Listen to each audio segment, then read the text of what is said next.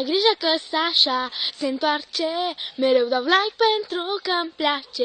O să merg mai departe, dislike nu dau nici dacă sunt pe moarte. Bau! Eu sunt Sasha și am revenit la Adevăr și Provocare number 1. Am arătat 2 pentru că e un deget la o mână, un deget la o mână. Bine, haideți să începem cu întrebări. Câți ani ai? Normal că 11. Ce clasă ești? A 5-a B. Ce zodie ești? Balanță, uitați-mi zodia, vă rog frumos să mă scuzați.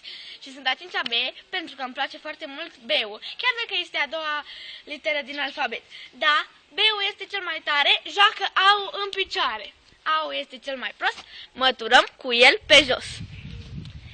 Bine, haideți să începem și cu provocările acum.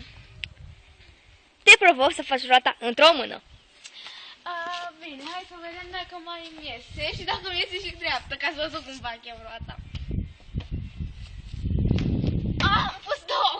Stați-mi să o mai fac o dată.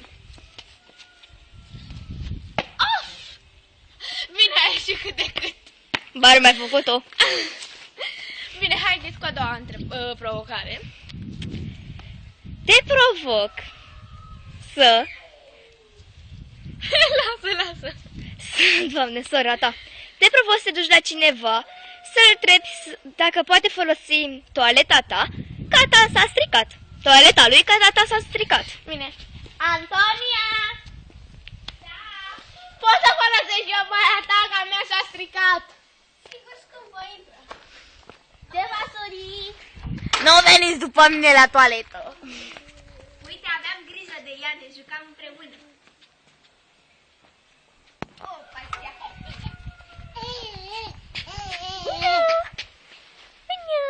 Bună, Tonix!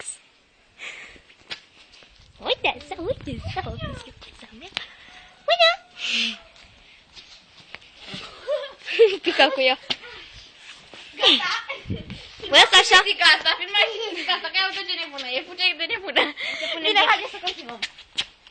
Mulțumesc, Anto, foarte mult. Și haideți să punem ultima provocare. Te provoc. Nu eu te provoc. Te provocăm să arăți cine filmează. Bine, am să vă arăt cameramanul. O cunoașteți pentru că și ea este o vlogăriță la fel ca mine. Hei! Vă pup! Cristi! Bine, ceau, ne revedem la Adevăr și Provocare 2.